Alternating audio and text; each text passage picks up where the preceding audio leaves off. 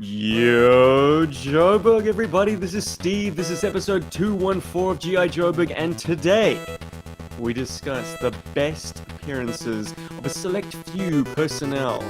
But I've got a select few personnel in attendance with me tonight. As usual, we got the old boys in the his A. It's Rob and Paul. Yay!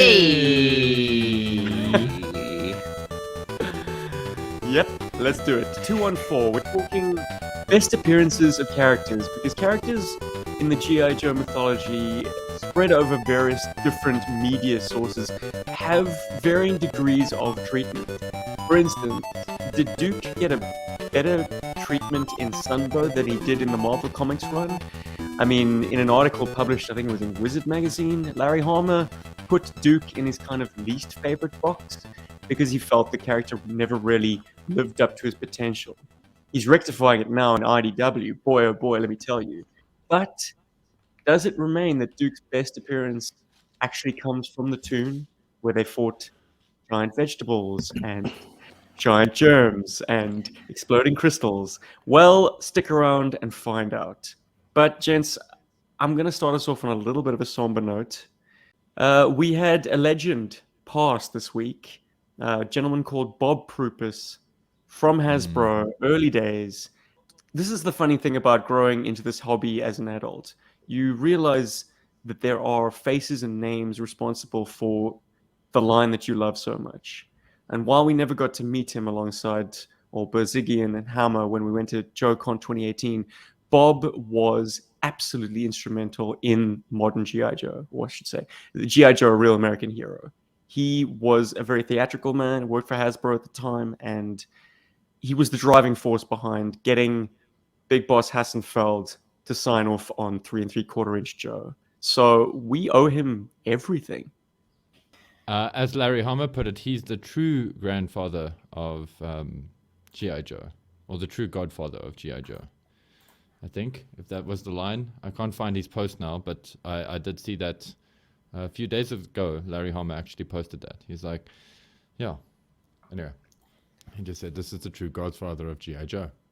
Which is well, like very cool, fitting tribute. 3D Joe's, if you're watching the YouTube version, 3D Joe's put together a nice photo collage, the in memoriam, and also a thread to share memories and condolences, commiserations to the family.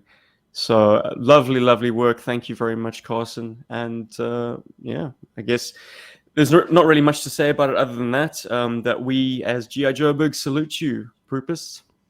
You served us all with distinction. Wouldn't be here without him. That's incredible. Yeah, totally, actually. Shame, man. Oh, well. Well, no, let's go right on into honoring his legacy by talking about, did anyone get any new toys? Ooh. Okay, I'll start, but it's a bit of a teaser trailer. I did get something cool this week from a local guy, actually. Busy editing the video right now, not right now as we're doing the podcast. I was, up until starting the podcast, I was working on the edit for the video. It may be out before the video, but it will definitely be out after the video. And the Patreon Bergforce, you guys are going to get it first. And yeah, and then I'll give it to you guys for a day or two, and then we'll unleash it upon the world. You can see the cool new local toys I got from a local Joe fan. So I'm just going to leave it at that, because other than that, nothing new. And I'm actually okay with that. I'm always scared of saying stuff like this, but I've just been worried that everything's been coming at me thick and fast, and I'm kind of happy to just have toy releases coming in slowly. You know, I've got some very cool things sitting in the States that I'd like to ship off at some point. And yeah, I'm just, you want to play it chilled, you know what I mean? Like, I've just noticed the last few episodes, every episode I've been like, oh, I've got something new, and I kind of feel a bit sheepish about that, actually. So I'm just trying to chill a bit. You know, one must measure oneself, so to speak. Robbie, I shudder to ask, my friend, did you get that pop you were after? No, I didn't in the end. I remember actually this month I need to buy a book for my sister. So Like I only have so much disposable Rob, income, so I was like, how much get is the that pop pop? for myself. I can't remember, like $300 or something like that. Fine. We're going to It's not sort out crazy. this pop. Because, my God. You must have this pop. Yeah, I GI will. Joburg I will. insists. I They will insist buy that I you get a will this pop. sort you damn out. pop. We If will. I- It will get you this Funko Pop. And if I could get you a lekker Funko Pop, I would love to get you that bat because I think it's really cool. I just can't bring myself to buy it for myself, and I think it's time we get you a pop, Rob. So watch the okay, space. Soon I'll be saying I have new stuff. So last week I said that bizarrely the Australian Father's Day is celebrated on the 1st of September. Well, I think there's been a bit of broken telephonage between me and my wife because that's the message I got. But no. Australian Father's Day is the first Sunday in September. So yes, it is kind of in line with common practice around the world, at least in that convention. But it is fun that I got to celebrate Father's Day twice in 1 year for one kid. Because I don't know if you recall the other Father's Day, I got myself the Silver Mirage. This time Ooh. round, well, the wifey got me something pretty sweet. Awesome. Yeah. Time off. So she got me a framed up print of the night sky over my family home in Cape Town at Elliot's time of birth. Whoa! Oh my word. I didn't even Yeah, know there wow, was a Kim. thing. Neither did I, Wow. but she says she's part of lots of like mothers groups, and And this they was can like have these crazy ideas. this was the gift to get this Father's Day. I mean, it's interesting. I mean, I'm not into astrology, but it does have all the zodiacs, like I think, kind of indicated on them and their location on the star field at that time in that place in the hemisphere of Africa. So fantastic, lovely. Elliot's an But Aries, no, yeah? no, no, that's not. Hey, so what? He's an Aries, isn't he? I don't know. 16th of March. He's a little monster, is what he is. He's found his voice, boys. Oh man. But look, he's equal parts laughs and giggles and screams He's and so chirps cute. as he is cries. So he's great. And he got a gift this Father's Day too. He got his Australian passport. Yeah. Nice Hey. passport. Nice. Exactly. He will never know the difficulties one faces as a sort of a lesser passport holder in this world. Because he got a blue book with the passport ranking of 8th place ninth in the world in terms of Nice. passport rank. The Nice. passport ranking is basically determined based on how many countries you can enter without having to apply for visas up front. Singapore this year was pipped by Japan. Singapore used to be in Whoa. the top spot. Now Japan's got the most coveted passport. The UK and the United States are tied at 7th. My passport, the Greek passport, is actually at 8th. Woohoo, go me. And Australia's in 9th place. So, he's got a comparable passport to mine, but Yeah, And he it was long may the EU reign. In the tuxedo. He's got a Yep. tuxedo. But very it cool. couldn't just be framed pictures and passports for me on Father's Day. No. I got myself a Joe, a very affordable 1983 swivel arm Zap. Ooh. Affordable, why? Because he had some issues. He was repaired. What is it with people taking stripped screws and attempting to drill them out? Let me just tell everyone in this world who's uncertain of this practice to stop attempting it. Yep. Because I'm assuring you, like 9 times out of 10, you're going to ruin your toy. Yep. Because we're just not good enough at it. And this plastic is far too old to tolerate a drill bit at any speed. I don't care if it's a hand tool. It's just not a good idea. Anyways, the back on this figure has a nice crack. It actually probably cracked apart. And so the seller, I mean, up front he said, listen, this has a meaty crack. I've actually replaced the O-ring with quite a nice, fresh, good O-ring for this vintage of figure. But I've glued the torso together. So once that O-ring shot, that's it, tickets. But this is a very affordable way to get a very coveted figure. And yes, this is a Zap with 2 thumbs. Lo and behold. Hey, gets 2 thumbs up from me too. So I figured that's great. They wanted all of $35 for it. No one was biting at 35, so they reduced it to 25. And at that point, I bit. Wow. So I opened it for Father's Day. Woohoo! Got my Zap. Hey, put a little bitty in there. Cool. No, this was Nice. just a claim sale. Didn't have to bid for anything. Did I can't remember now, just because the last 2 weeks have really been a blur. Did I tell you guys about that local bid or buy auction I was involved with?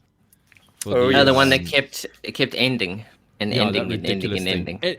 So I got to tell you, there's actually a little bit of follow-on from that, which is quite funny. So I know this really cool local We'll be the judge GI of Joe that. dealer. I know this local GI Joe dealer. He's a very cool guy.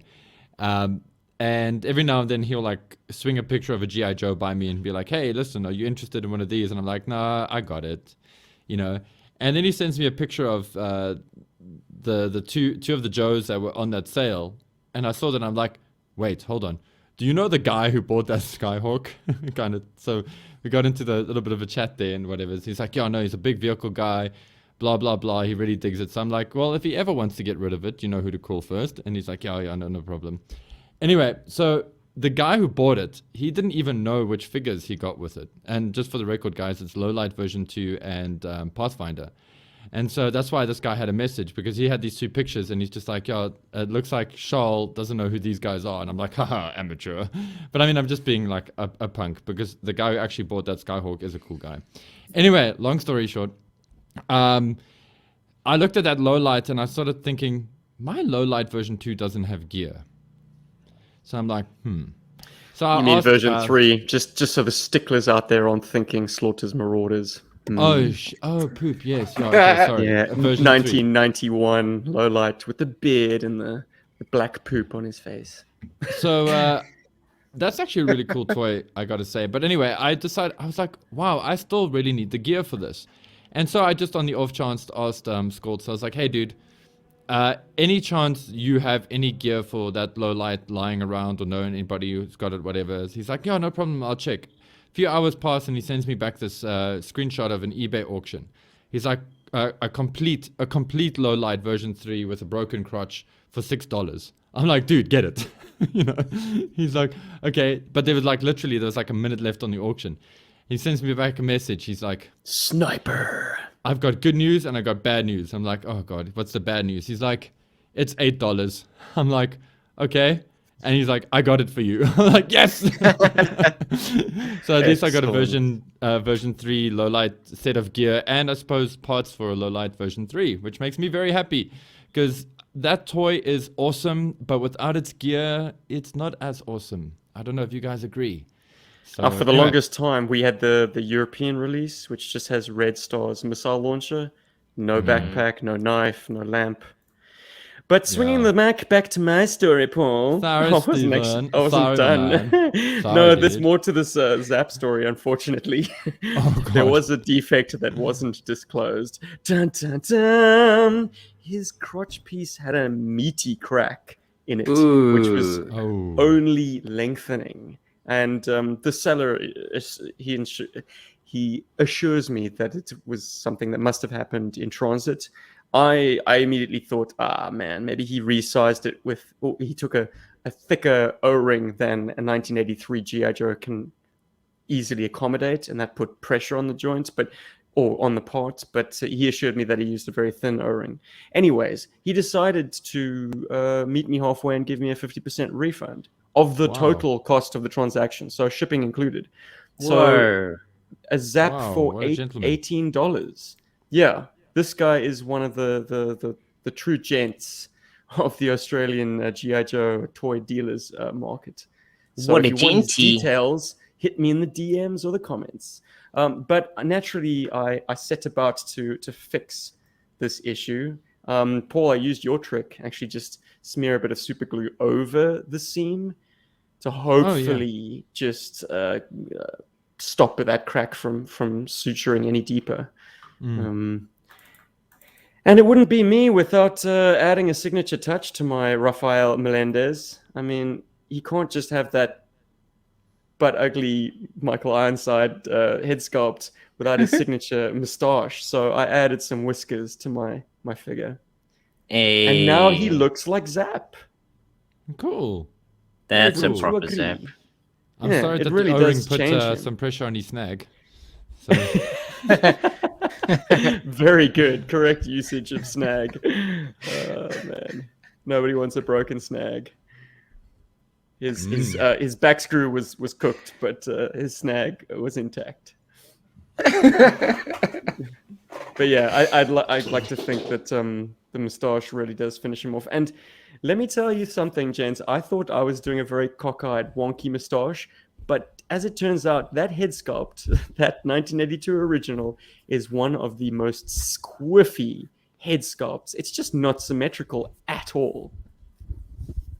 There's a strange shaped head. Yeah, his head is very weird. Let's move on to a news item. The Screamin' Eamon Customs Cobra, what would you call it? Temple? Silent Castle? Basically their big playset to follow up their headquarters playset for Joe has been launched. Pre-orders are available, and Boomtown, it's huge. On the YouTube version, you can treat yourself to an image of it standing next to a Terradrome at 44 inches tall from base to the top of the Cobra sort of spire, and 32 and a half inches wide. It's a behemoth. It's like 3 times taller than a Terradrome. I mean, like the meaty bit is like 2 Terradromes put on top of each other, then an extra one for the tower on top. That's crazy. They listed all the features. It has 100% plastic construction, sliding front doors that open and close, a secret opening with an attachment point for grappling hooks inside the temple spire on the roof above the arena of sport for infill or exfil. There's a manhole opening with a 3D printed cover inspired by issue number 21. There's a sending grid for your mass device. There's a weapons 2-pack for the arena of sport combatants, 9 rooms, and 5 battlement levels. It holds, they say dozens of figures. I'm going to say tens of figures. No, wait, that's less. Hundreds of figures? Hundreds of figures. Like 50 20s of figures. It's limited number edition of $150 units.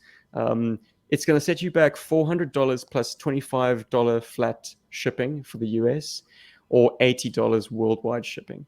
There's an optional LED lighting add-on kit at $20 each. You choose a pair of LED spotlights. 2 are included for the $20, and or a pair of color-changing LED strips with remote controls.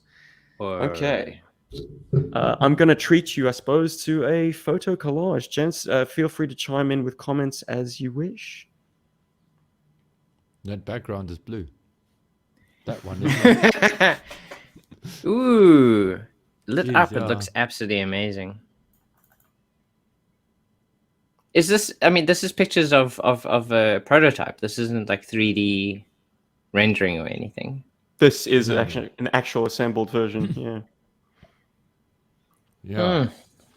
Matthew is like, I know what I'm asking Santa for Christmas. And I'm like, yeah, $800. What, for 2 of these bad boys? There's a sliding door. It's got sculpted pieces to make the sort of the identi sort of Cobra heads that you put your hand into to make it slide open. I'm referencing the mass device if anyone's scratching their heads. There's actually an image of Destro putting his paw into the mouth of one of these Cobra, whatever you call them, statuettes, and gaining access to the inside of this thing. So here we have an interior shot. Inside. They have, it seems they've upped their art game. The decal sheet for the interior looks, in my estimation, a little bit better than what they produced for the GI Joe HQ. but that's entirely objective. Thoughts, gentlemen? It's cool. Really nice. I mean, you can definitely customize those spaces quite liberally with your own kind of like items. I mean, it's nice to have the walls kind of pictured so you have an idea of where you are. But I think once you start adding your own 3D items into those spaces, I mean, you can completely make it absolutely amazing. The I'm arena worried- of sport, which dominates the center, does have a kind of a platform for the Cobra hierarchy to watch Duke and Snake Eyes go head to head. Mm. I'm gonna say something like pretty controversial here now. In the Joe HQ, there were a lot of like 3D objects, like a lot of stuff that was taking up space, which was great. This looks, and God, I hate to say it this way, but it's the only way I can think of. It looks like a glorified toy shelf. I know. It's like, oh my God, did Paul just say that? But it kind of does. And it does bug me a little bit. I feel like for the price of it, it could be a bit more. I mean, $400 is not a little bit of money. But that's the 3D printed stuff that looks amazing, and that is definitely cool. Yeah. Look, I fully sorry. anticipated your hot take, Paul, because you are a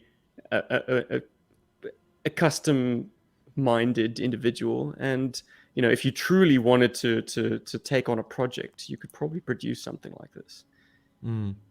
But here it is, ready to go for anyone who No DIY. whose time is money, and if your time in creating something like this is more valuable than $400, by all means, have someone else do the legwork. It's one hell of a great environment to just stash loads and loads of figures. That it if is. you always, if you're always scratching your head as to the coolest display options, like this certainly beats a Detolf from IKEA. That word, I never know how to say that damn word. The Detolf, yeah. Detolf? Whatever. Detolf, I just pronounce it. But like, okay, so I will sing some praises quickly for it though. I know that when I first saw the flag and whatever's in Mark Bellamo's book, I was impressed by the fact that it existed. Okay, I didn't know that a flag had existed, and I was like, wow, this is really amazing. And my imagination went to town on what was possible with this toy and whatever. And as I've come to to get to know the flag better, I've realized it is what it is. I mean, it is essentially a big empty shell. That is fun to put Sky Strikers on, and Steve, you've said it a few times. It's a great way to land and take off or land and scramble a Sky Striker. So it's awesome, right? I mean, it's got that like sort of thing to it.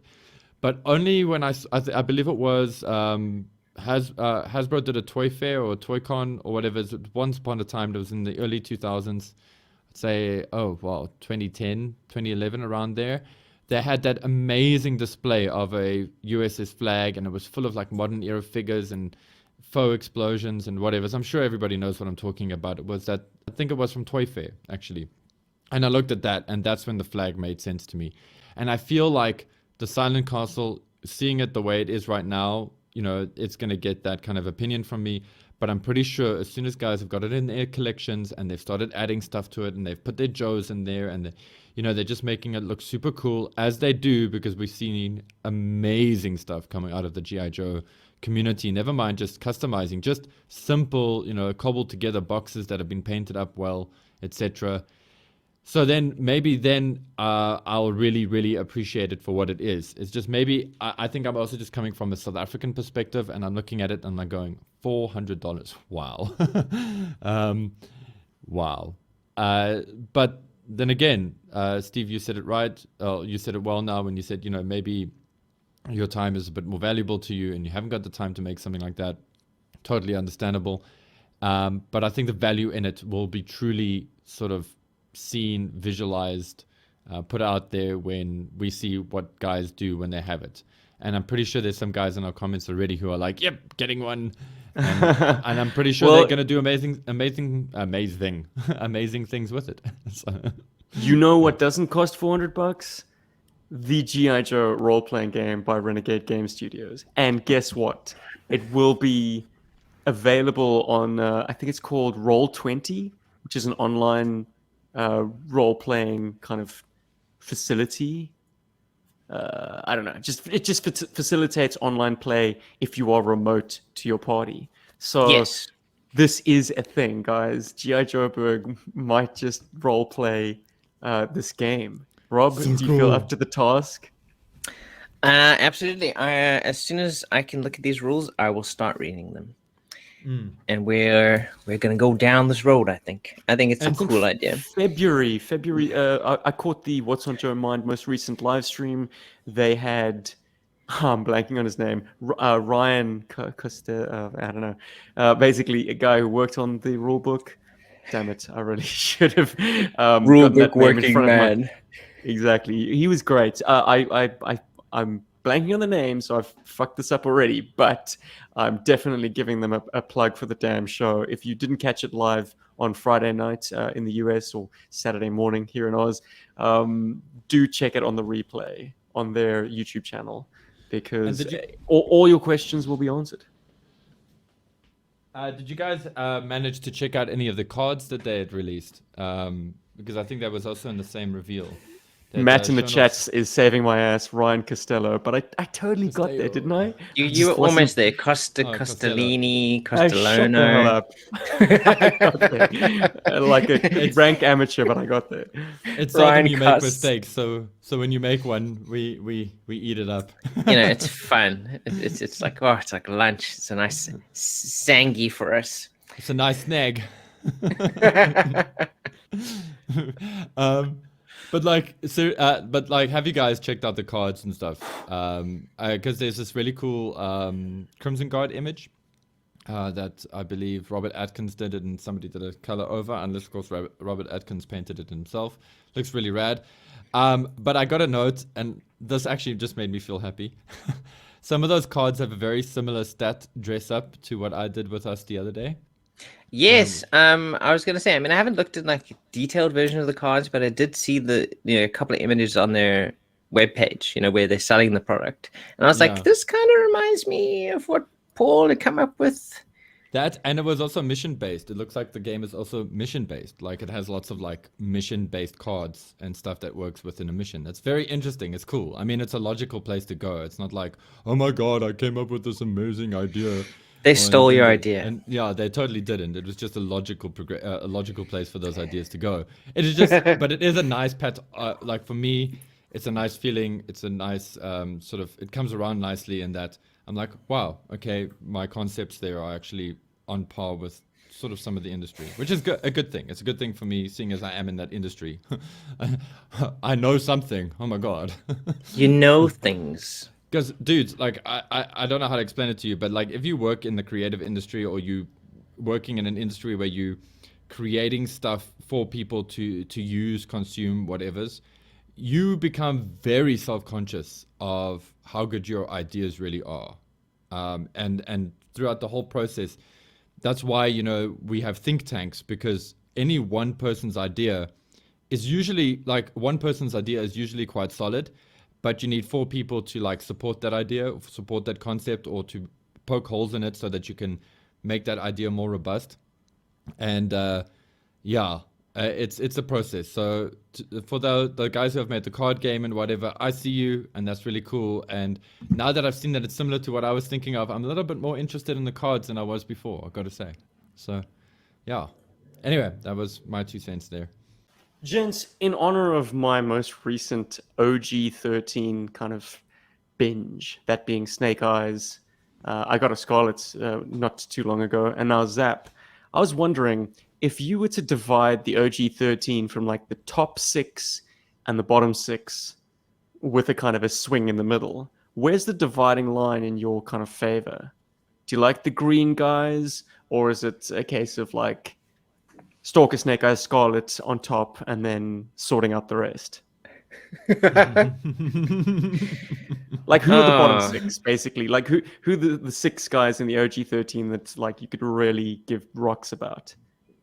Assuming there are 6 in the OG13 you give rocks about. Like, maybe you're a big fan of Short Fuse. Yeah, I mean, for me, dude, it's like Snake Eyes, Stalker, Scarlet, Grand Slam. I like Zap, and I like Bazooka.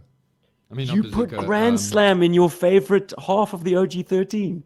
This is a quick Yeah, fire dude. topic. Feel free to scroll down into the comments and tell us who your top 6 and bottom 6 are, and who's kind of, piggy in the middle. And I Because said Bazooka, I meant results may Breaker. vary. Sorry. Breaker, okay. Well, Breaker got a lot of character, but he was the character that had no armaments. He was also the character that was most linked to the Rams. So if you liked Rams, maybe Breaker was your guy. Then again, Rock and Roll is equally associated with the Ram. Stalker, ironically, is associated with the Jump. With the Jump, In spite of the yeah. fact that it was Grand Slam with Silver Pants who came with the Jump in the second iteration. So like there's complexity to this question. And I did have a picture lined up of the OG 13 for reference, but unfortunately, for whatever reason, it needs some additional plugins. So you're just going to have to imagine it. Rob, do you have a top 6 and a bottom 6? I think like looking at the original ones, I mean, they reused like the head sculpt for like 3 or 4 different figures, or at least like from a distance. Like Grant looks like Zap, who also looks like Grand Slam, and I think the same can be said for like Short Fuse and Hawk. So it- we can categorize it as like pretty boy head, beardy head, and Michael like Ironside head. Yeah? And then yeah, I think so. And then you have kind of like the ones that they actually put a bit of more effort in, and they made them more unique. You know, like Rock and Roll, obviously Scarlet and Snake Eyes and Stalker. And then I keep wondering, there's some subtle sleepers in there, because you are isolating, at least in Rock and Roll, the guy who has the unique torso, but Clutch and Steeler also have unique torsos that aren't reused. Yes, But the rest of them are so generic that it's kind of like I they have a just kind set of on Sealer. easily Sealer. fit into the bottom half. I think probably the swing for me would probably be someone like Breaker. He'd probably be in the middle somewhere, because he's got a beard, and his like chest seems to be a little bit more detailed, or maybe it's the coloring. I like the coloring more than the kind of like lighter greens on the other guys, or the puke greens, as it were. Yeah, I think Breaker would probably be the swing for me. Yeah, dude. And then you're putting the bottom guys are Zap, Short Fuse, Zap, Hawk. Grant, probably. Yeah, Short Fuse, Hawk, Steeler. Okay. Is that 6? Are we 6 yet? I'll And then bite. like the kind of unimaginatively. I mean, okay, they're interesting, but they just look like they're wearing quilts. Flash and Grand Slam, they'd probably be in the bottom 6 too. What is that? Oh, 1, 2, man, Flash doesn't 3. get a pass for having the laser gun. Nah. He's kind of like a poor man sci-fi. It's funny, man. A lot of people rate Flash as like their favorite Joe. It is pretty commonly held. I guess I'm putting out an uncommon opinion here, or unpopular opinion. He's not one of my favorites. But if he's your favorite, more power to you. Exactly. My favorite Scoop. So I mean, who am I to talk? Darren shot us a response in the comments. His top 6 are Breaker, Clutch, Rock and Roll, Stalker, Grunt, and Hawk. You can't go wrong, actually. I'd say there's no wrong answer in this instance, because that is a I'd terrific say so too. top 6. Like they are you really such can't characters. go wrong. Characters, but I mean, because it's not just the figures themselves; it's the file cards that imbue these generic-looking figures generally with more character and make them more interesting to you. I will always mourn the fact that they were only around for less than a year's worth of comic books, because Larry laid such great groundwork for each of them. They each had such a definable set of character traits. But then 1983 rolls around, and he's got to work in Doc, Snowjob, Gung Ho, Destro, like characters that are far more flashy. And so the old guard kind of bow out, which is why the first 10 issues of ARAW So special to me. Love, love, love those. That's the sandbox that I like to play in from time to time. But anyways, Paul, let's have your top 6, your bottom 6. Okay, so like as I mentioned, Snake Eyes, Scarlet, Stalker, and in no, yeah, I suppose in no particular order with those three because they're all very cool. Although I think Stalker and Snake Eyes are the better figures out of those three. I did Grand Slam, although I just want to just check something.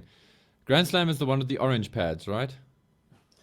So Grand Slam was re-released with the silver pads, and he moved from being the Hell specialist, or yeah, the laser artillery specialist, to being the jump guy. But the shade of his pads are similar to, I think it's the same paint as Flash. Yeah, that but he is orange. the padded guy. He's the guy with the quilts on his with the Yeah, 'cause armor I- on his outfit. Yeah, But 'cause Grand I- Slam has the Michael Ironside sculpt, and Flash gets the Pretty Boy sculpt. Okay, Yeah. so that's where I get confused because I keep getting them confused with each other. So it's actually Flash over Grand Slam. Sorry, Grand Slam. I mean, there's nothing wrong with your Michael Ironside head. It's just I like the laser guy. So, geez, so that's okay. So that's 4. If I have to dig deep, Clutch, I'd say Rock and Roll is my sort of swing vote. And then, honestly, for the rest, it doesn't really matter because they're all like the same thing for me. The big problem I have with OG13 is they're all very samey. And I know that that's an appealing quality for some people. It is not the most appealing thing for me.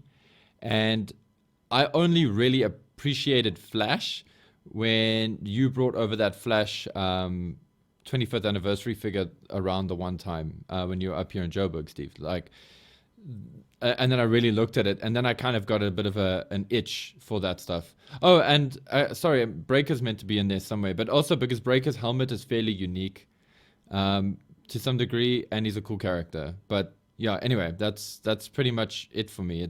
They kind of fall apart because I like them having their sort of uniqueness and their individuality, and I feel like the OG13 from a toy perspective, which is quite important to me, I just feel like isn't as strong. Well, I think Steven has definitely improved my liking of Zap. I mean, giving him that moustache definitely makes him feel more unique. Standing amongst the other guys. Yeah. I mean, And I think that's a huge improvement. I've got a straight arm Steeler. It doesn't have the helmet or anything cool like that, but I've got one. And it's an interesting figure, and he looks like Odo from Voyager. I mean, from Deep Space Nine. Deep Space Nine.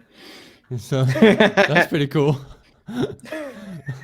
And There he's is a cool always something character. there's a little bit of a meltiness to the OG13 head sculpts. They're not sharp.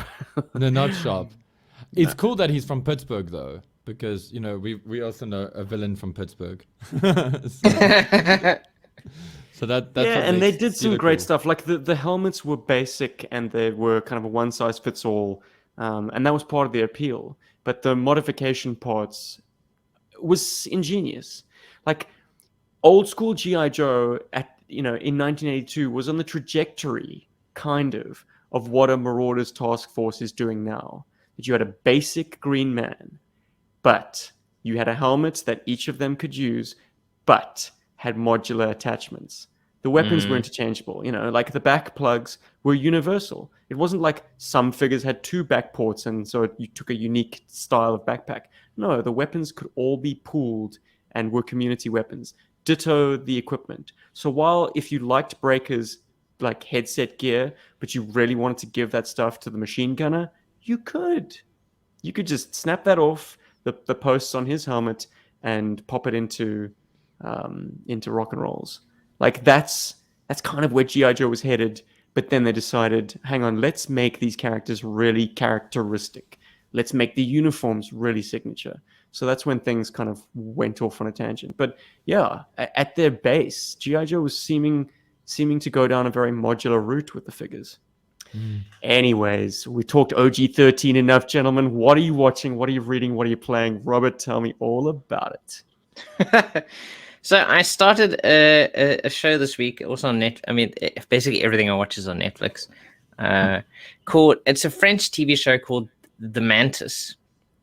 It's kind of like the concept of, I suppose the main character is almost like a female Lecter, Hannibal Lecter. But I mean, she's not a cannibal, but I mean, she is a serial killer, and she's been in prison for all these years, and now suddenly a copycat killer has kind of like sprung up in France, and the lead detective needs someone. He needs the information from her to kind of like figure out, how are we gonna, how can I catch this person? You need to help me. And then tell you everything. Just bring me a croissant.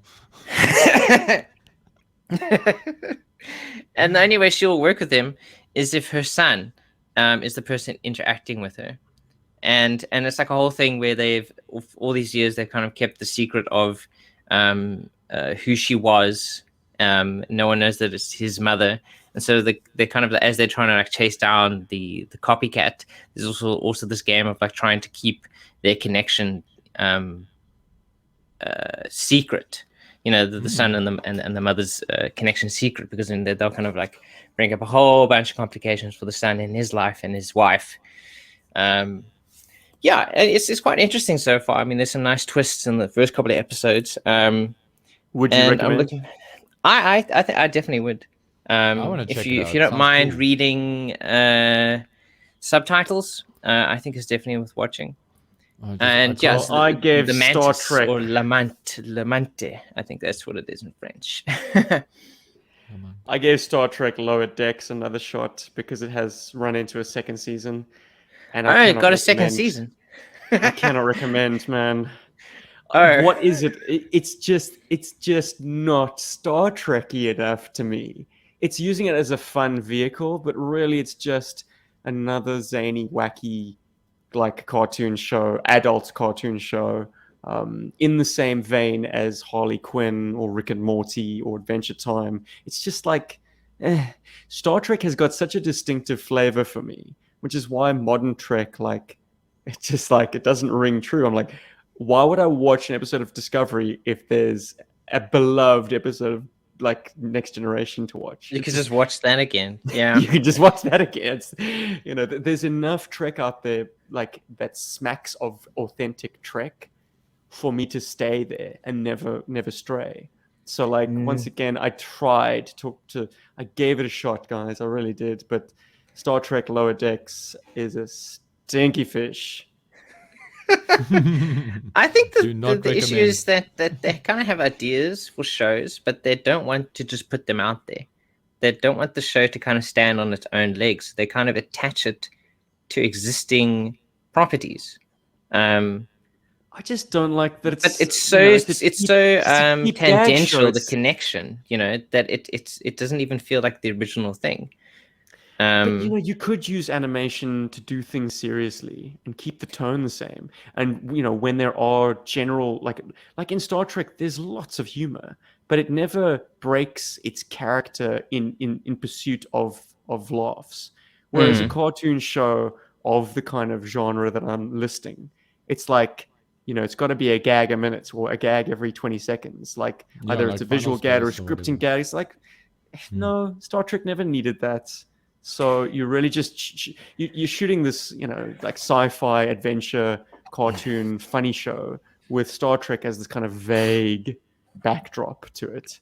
Like occasionally they reference Kirk or Picard or Miles O'Brien got a mention in the last episode. Remember this guy? I mean, the humor is really good. I mean, like I recently watched an episode of Next Generation where Riker was tasked with repairing I think it's a Stargazer class ship, in kind of like military games between Riker's team and Picard's team, and there was an advisor on the ship who was amazing at this game, Stratagema or something, and he beats Data, and then Data suddenly doesn't understand why he lost, and he thinks the whole time that it's a problem with my programming. I can't be trusted to actually do anything after this, because there's something wrong with my programming. And everyone's telling him, no, you've just lost confidence in yourself.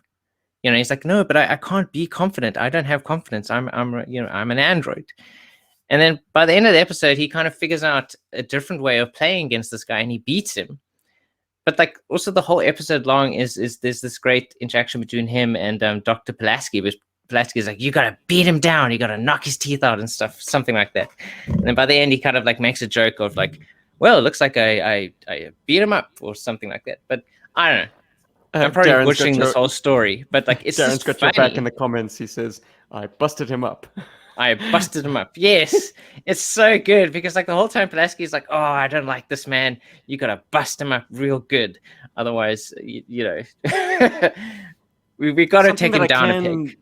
Something that I can give a firm recommendation to, and this is something that Paul, if you haven't seen it yet, you should have, because I'm sure it's in your YouTube recommends. Adam Savage's Tested. Okay, Oh, so yes, Adam yeah. Savage from Mythbusters, he tests a bunch of things. In this particular episode, he tests. Oh, let me get this right. It says the first time he's ever built a Gundam, and he starts with a incredible set, the Gundam build RX-78, perfect grade Unleashed. Yes, yeah. Oh goodness! If you're a Gundam fan, or even if you're not, it's a very satisfying video to watch because they take it from start to finish, and Adam Savage is blown away. You know, as a man And who's worked knowledgeable, in. my God. Yes, no, it's Yeah. it's lovely to hear his views on this kit and how, like, I think that my takeaway from it was that model kits, in his experience, were always like a mediocre to actually bad experience in the building to get a satisfying end product. But the way Bandai structure the builds with Gundam nowadays, and probably since, you know, maybe this is their core philosophy since they It's always started been, with yeah. Gunpla, is that the build is satisfying. Like things click together in a satisfying way. Everything's machined so nicely to give you like page after page, part after part, runner after runner, like a very satisfying experience, which like kind of puts them in the same box as Lego. You know, as a construction system, they've perfected like sprue runner kits to actually like give you the satisfaction that like building a Lego model does. You know, mean, the I- end I- result. But I will say it's got one up on Lego in that the end result is a far more intricate and playable, like mechanical construct. Whereas Lego, I think sometimes the build eclipses the end product. It's like, that's done. It's going on the shelf now. I'm never going to touch it again. Like, that's Yeah. it. No, like I was gonna say, like with Bandai, I've got one of my first, well, actually my first official Bandai kit was something called a Yakudoga, and it Wait, was Paul, from, did you see this? Did you watch the episode? I did, yeah, and it was Of course. fantastic. That's actually why it was so cool to hear him talk about the meticulousness of Bandai's sort of molding and machining process, and how difficult it is to do, you know, and it really makes you appreciate those kits, you know, like, and the quality of those kits, and also the price you pay for those kits. I mean, on average, a Gundam kit is anywhere, and I'm not talking about a perfect grade like the one he built, but on average, a Gundam kit is anywhere between, I'd say, $15 and $40, depending on what you're buying. And within that price range, you can get, there's a full sort of range of things from higher grades to real grades to master grades, which all are meticulously, you know, constructed and built and you know, conceptualized. They just have different stages of sort of intricacy within their builds. So those are things you take for granted that he sort of put a spotlight on, and that was so great to hear. It was so cool to hear that actually making great model kits is quite a difficult thing to do. And yeah, it was actually very educational for me as well. I mean, I have an understanding of that, but him talking through it, I was like, wow. And also just seeing him get so excited about it. I mean, I know that feeling. That's how I felt when I, and that's what I'm going to say now. That's how I felt when I built my first kit, which was like that Yakudoga from Shah's Counterattack. It was it's not even a grade. It's considered like non-grade because any kit released in, I think that kit came out in 93 or 94. And I actually only built it in 99. That's when I actually got my hands on one. And the first thing that hit me in the face was I opened the box and there was a multicolored sprue there. There was a sprue with yellow, that sort of dark turquoise, some red, and that was all on the same sprue. And when I put it all together, all it needed was like in that time, a sticker or two to help it with the color separation, you know, and maybe just a little bit of brush painting here and there.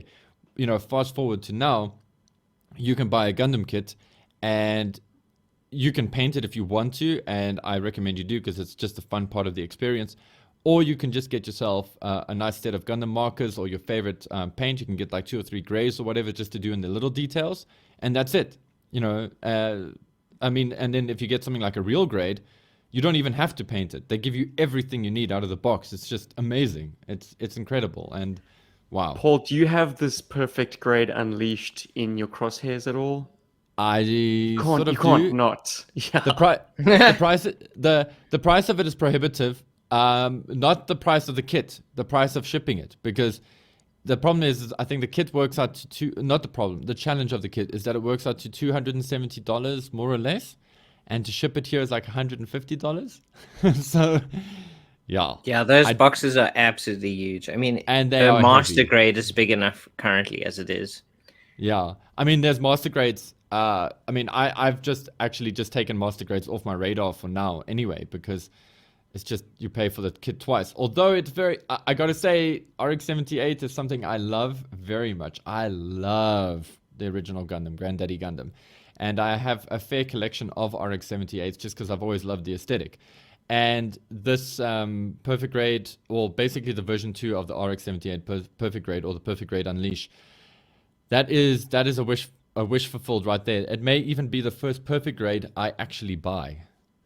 So yeah, It's is got on my radar. metal parts. It's got a sprue Yeah, it's of got etching metal. parts. Yeah, What? I Mental. know. Instead of Anyways, having to buy them separately, it's incredible. It's just Paul, I know we're talking one of the 3Gs, which means you could talk about it forever. But I in know, case we that's still why have I've just any gotta stop GI myself. Joe hardcore still in attendance who don't give a shit about Gundam or the other G, Ghostbusters, Lordy, don't get us started. Shall we flip on to our topic, or is there something you're burning to talk about that you've read or watched or played in the past week, Paul? Oh, guys, I've had a pretty boring week in terms of watching and stuff. I haven't had a chance to watch any TV series or anything. I've just really had my hands full with work stuff. But I am really looking forward to. I mean, well, I saw that there were all the Austin Powers and stuff and all that is back on Netflix. But I would really like to sit down and watch those as opposed to just consuming them while I work. But yeah, guys, I really haven't had a chance to play games or anything. I think the most gaming I did this week was about 30 minutes of Rockman, Mega Man. And that means that I played Mega Man 3 from beginning to the third part of Wily's Castle. So that's about all I've done gaming-wise. You know, just went a little bit retro, old school.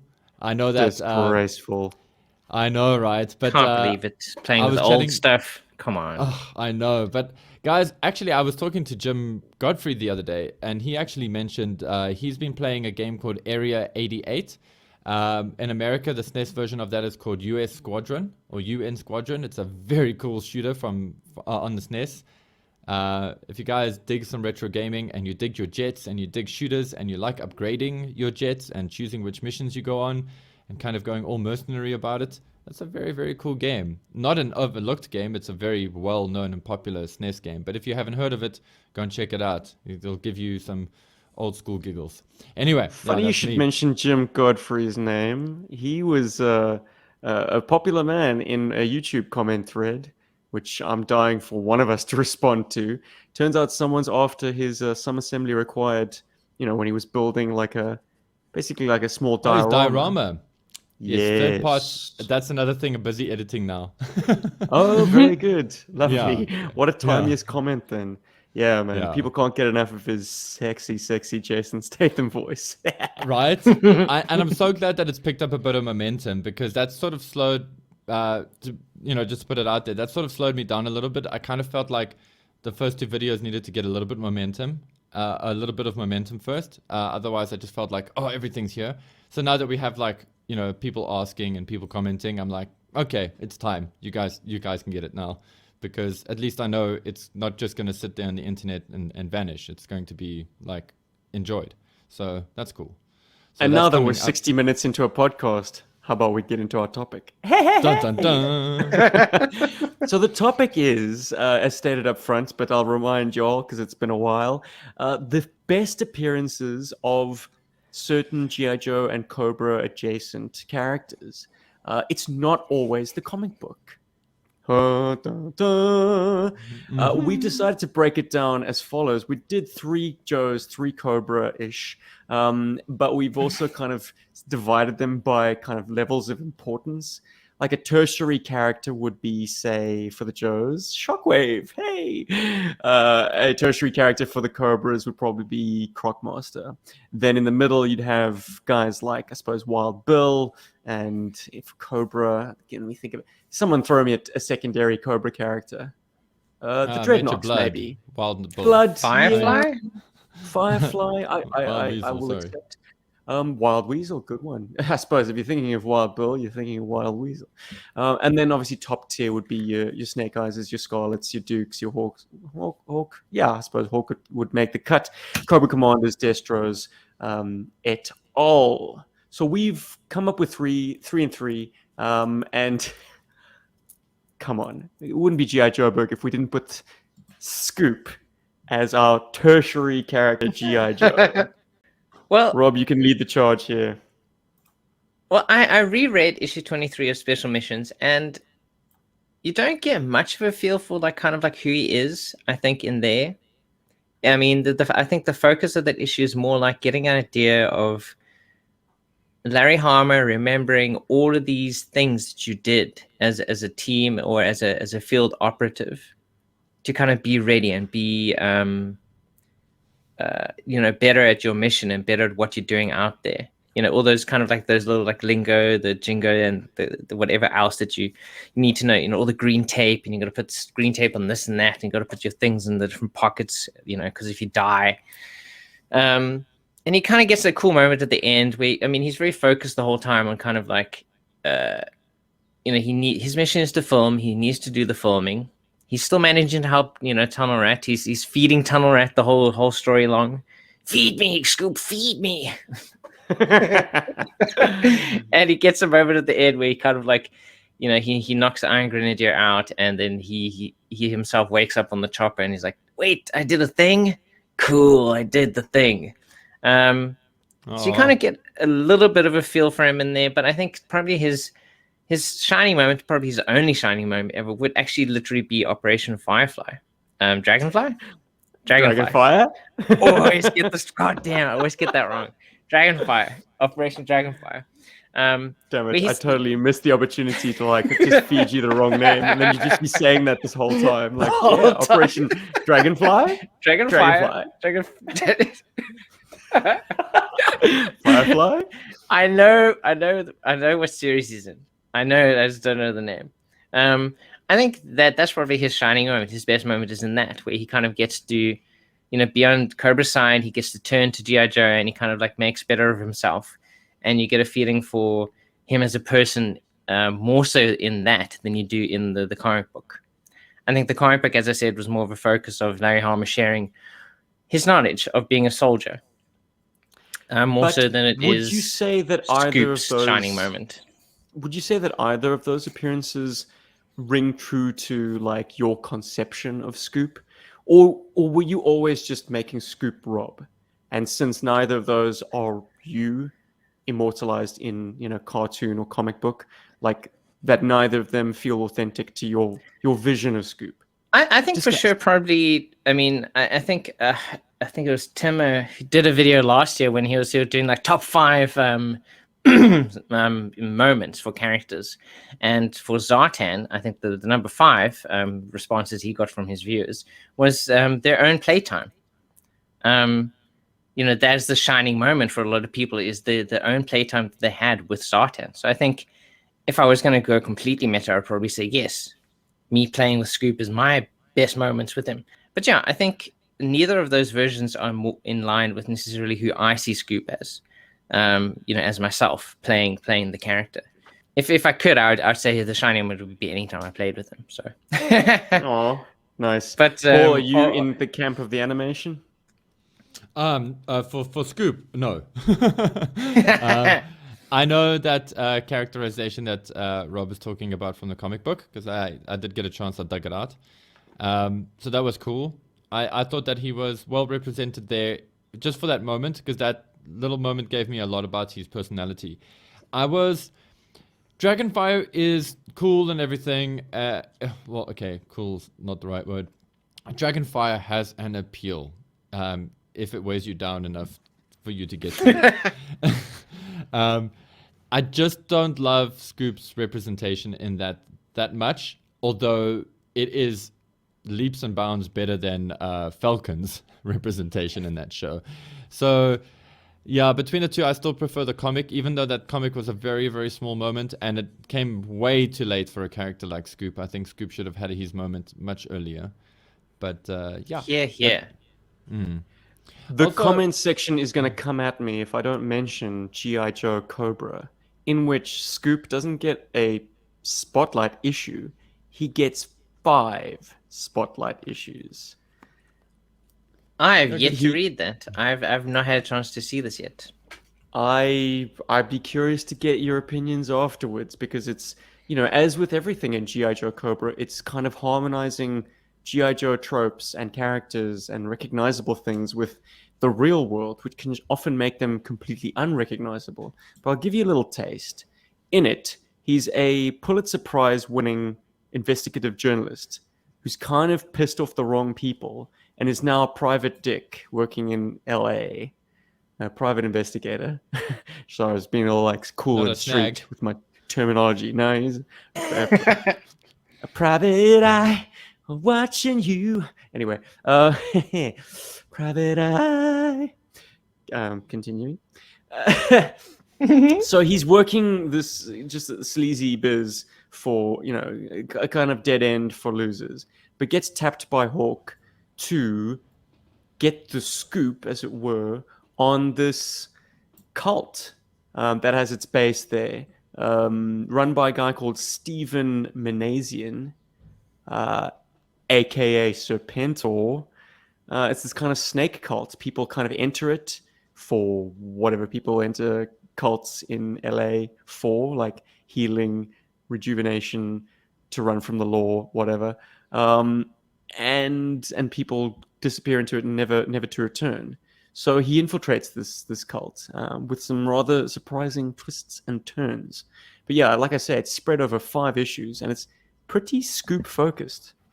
But yeah, I think, as with most things GI Joe Cobra, it's so adjusted for real world that it loses some of the fun of a GI Joe's identity. So it's while it's an excellent miniseries, it's a bitter pill to try and adjust your previous understandings of the Scoop character with it. So yeah, I'm gonna go with Larry on this one. I think issue 23 of Special Missions is where I'm at. It also hangs nicely with his file card information, which is always going to be my primary desire whenever I see a GI Joe represented in media. I'm like, does this contradict the file card, or does it work with the file card? And it totally works.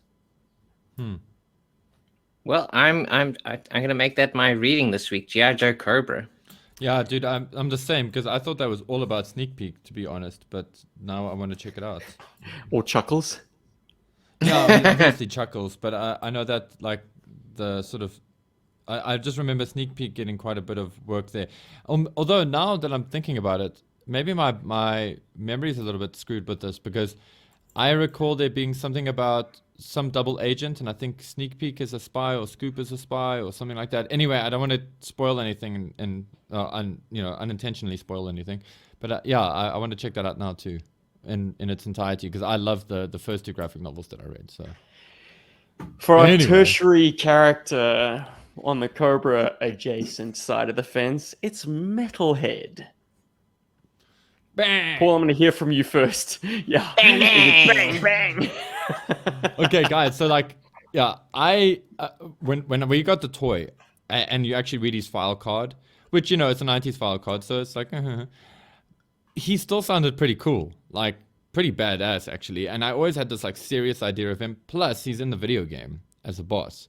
which kind of made him seem even more sort of, devious.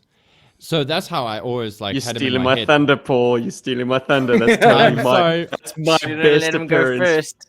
No, it's fine. It's my best appearance for Metalhead, the NES game by Taxan. Thank you very much. Right? Whatever. No, because he is cool. Although I did, so when I saw him in the Deke series, I was like, no. This is not how I imagine Metalhead to be. I didn't like the idea that they just made him like that. I get it for the cartoon side of things, and I'm pretty sure there's people out there who love that he's all like bang, bang, bang, whatever's, okay? And that's cool. But there's some later issues in the original GI Joe run. And I think it's that whole, there's like a ceasefire situation that goes down there. And I remember Metalhead being a little bit more psychopathic then. And I think the issue is liked actually that. entitled Metalhead. This is in Emirates of Benzine, where Yes. Metalhead, he stages a one-man kind of, I suppose, he's a patsy. He's got a delaying action on some GI Joe armor. And it's basically an issue to highlight the 114. There it is. It's to highlight the importance of like infantry support to the armor. Like Steelers being all cocky, we don't need you guys. You're just gumming up the works with your hammer. And then Metalhead starts, laying the pain, wreaking havoc with some anti-tank missile weapons. It has the only appearance of the pulverizer, I think, and it's basically just to be the butt of the joke. It's like, ooh, the pulverizer got pulverized. Yeah, got But him. I like that element of Metalhead. It makes him seem dangerous, and it's a great like sort of fill in for a character like Firefly, for example. I don't know. I just dug that because I like Metalhead. I think he's a cool character. I think he's a cool toy, and to have him represented the way he was in Deke upset me. And then when I got to that point of him in the comic book from reading the graphic novels, I was like, oh, thank God, he's actually really cool. So the comic will stick with me with that. But thanks to the mystery brought on by the video game. So my favorite appearance is going to be the comic book for that. That is a surprise.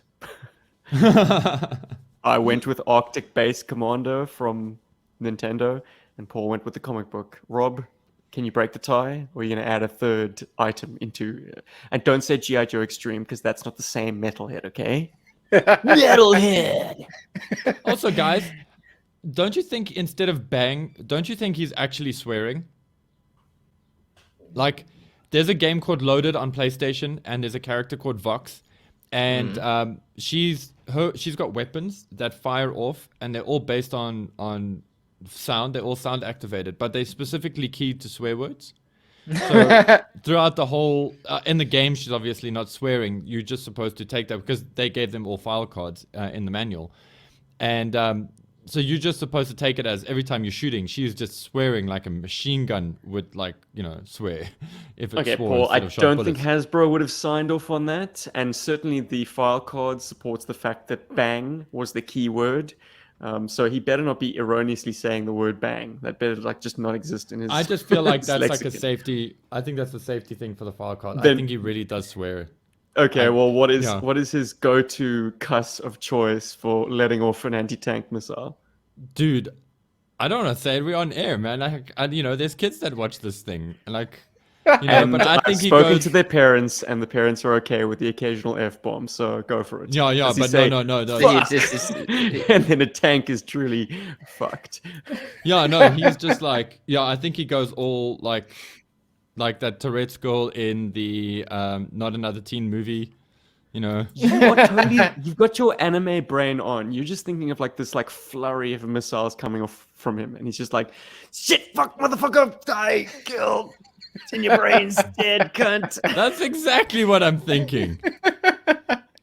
And there goes it's like samurai pizza swear- cats. There goes our swear Ah. budget for the rest of 2021. I don't know, guys. I'm daddy daycare at the moment. My cuss brain is turned off indefinitely. I'm sure one of you guys could have done a better job.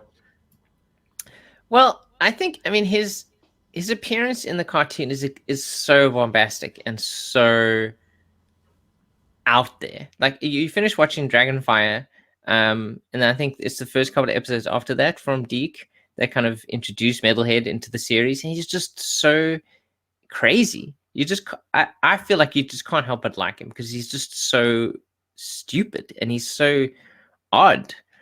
But then you read him in the comic books. I mean, with his introductory issue, yes, I I like where mean, you're all the going, Rob. destruction that he does is, I mean, it's kind of pointless in the bigger storyline where like now the war is ended and whatever they just did to each other doesn't mean anything, but it still meant something in the moment where he kind of he owns the Joes in that moment. He just one-man completely army. he wrecks them. He bangs them completely, and it just shows how smart he is and how cocky he is. And It's an interesting David and Goliath reversal. Actually, now that you brought me to an interesting conclusion on that issue, that like typically we're seeing Joe as being the force that's outnumbered by a vastly, more mammoth Cobra organization. But in this instance, you've got a lone Cobra operative or Iron Grenadiers operative fending off an entire like armored column of Joes. yeah, And all in he's his own, and totally he's completely planned it out, and he knows, and he has names for each of the the traps he set. And he's like, okay, I thought I got them in that one. Okay, obviously I made a mistake there, and he tries to correct it after that. I mean, he comes across as exceptionally formidable, and the only thing that really stops him from actually obliterating the Joes, or the Joes, I mean, obliterating him. I mean, I think at the last moment there, it's pretty ambiguous.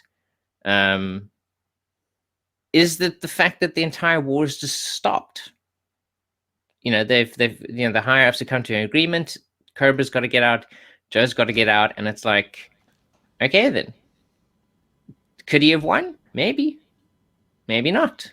Guess we'll never know. And I liked how lethal he is in that issue. So I think I'd probably go with his version in the comic books as well. Yeah. Hell yeah. Yeah, because he's not that far away from being like the Saw Viper. He's just I think so, yeah. And even though I haven't read a lot of the later issues, I did read up a little bit about kind of like how he is represented in the comic books, and I think he does go on to play a kind of like maybe not a major part, but he's kind of like a double agent. He's working for Destro always, within the Cobra hierarchy, and he does kind of play a part as the story continues on. So he's not just a guy who blows stuff up. He actually plays a part in the later stories in the comic books. bang bang. Bye bye, metalhead. Seems your finest hour is split between comic and that one golden appearance in Pixels. Oh yeah. Hell yeah. Ooh, we're moving to the hey now. secondary tier. We're gonna start off with Lady J. Whoa. I mean, she kind of straddles top tier and second tier, but I've moved her into the second tier because, well, let's make things interesting, shall we? Let's not do someone else in the vicinity of the order of scoop. Let's move up a little bit higher to someone who has seen many an appearance. I mean, she was a sexy chick in Retaliation. She was working with Flint to try and track down the Renegade Joes in Renegades. She's had a variety of different kind of takes on this character. She's always been very proficient. Does it come down to comic book or cartoon for you? Can her immortal appearance in the Sunbow animation be usurped? Or is that kind of the Lady J that always sticks in your mind? With that pack a day kind of vocal delivery. I gotta say, I really love her Sunbow incarnation, and I love it. Like, I really dig Lady J from Sunbow because she is such a well-handled character in that show that did lots of interesting stuff with her. I mean, last weekend we were talking about that episode where she's, sort of pseudo-related to Destro, and there's a whole Cthulhu-esque creature in the pit and all of that. They really did quite a lot of interesting stuff with Lady J. So, in the cartoon, she wasn't just like an appearance. She was a proper full-bodied character. And leading up to the show, Lady J as a character, I didn't do any research on because I have like this connection with the character that I felt, okay, well, what's the strongest memory I have of her? And the strongest memory I have of Lady J is from the cartoon. It is from like episodes like Ode to Cobra and that episode with her and Destro, and there's just a lot of win there for me for Lady J that I didn't need to reach anywhere else to try and find a better appearance. So for me, it's Sunbow all the way. Just because they just nailed. Let me rephrase that. They just got her right. They got it off right. I would agree with that as well. I was kind of like reading a bit beforehand. I don't know if it's true because I mean I'm never sure about Wikipedia pages, but she was created first for the cartoon, and then a year later they made a figure of her, and then she was introduced into the comic books. I'm not sure if that's true or I would not. dispute that by just saying, like, obviously, like, you prepare the design sheets for your figures before you actually start tooling up the plastic. Yeah, that's where And the I'm molds. kind of thinking as well. I think obviously like chronologically, her first appearance may be in the cartoon. Yeah, But they it was had in been in development. 1984's The Revenge of Cobra, aka The Weather Dominator. Yes. So, I mean, that's kind of where I'm coming from. I think Wikipedia, maybe the person, whoever, they're just going chronologically. Oh, she first appeared here, then that means that's, where she comes from. But I think, yes, the toys generally do precede the cartoon. The cartoon is kind of like feeding off the toys. Like we need to make ads for the newest figures that are coming out. So, of course, we're going to put Lady Jane because she's coming out next year. Bot actually, he's going to assist us in the comments. Like there's oftentimes a 2-year lead time. Yeah. Certainly, I mean, if you go back into the history of GI Joe, they had everything ready to go, and then they waited a further year. I forget the exact reason, but yeah, I mean, GI Joe could have had a 1981 release, but they didn't. Can you They imagine held how off. different things would have been? Also, crazy. Also worth mentioning, and this may seem like a pretty stupid thing, but the toy of her has it designed with a cap, with a little peak cap, and the animation version doesn't. And I'm pretty sure, I mean, the figure came first and blah blah blah, but animating caps and hats and stuff like that in an animation series is like a pain in the butt, especially when you're trying to do a female character. At least in my experience, and at least what I have experienced, sort of on the tertiary level.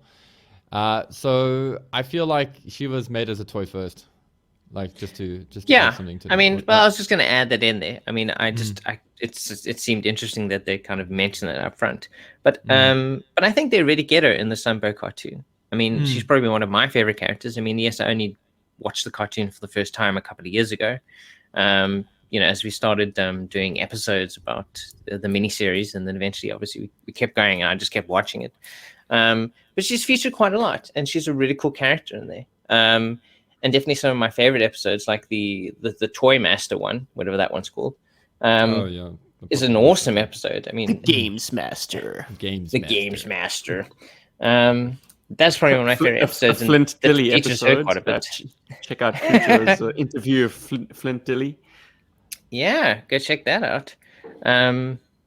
But yeah, I think that's my favorite version of her. I mean, I don't think I've read enough of the comic books to see her featured in there much. But the version I remember is the Sunbow cartoon. She definitely leaves an impression.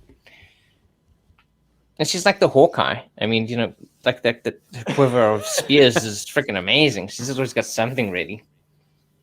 No, she is. There's an episode. I think it's Cobra's Candidate, where it's basically the girls' mission.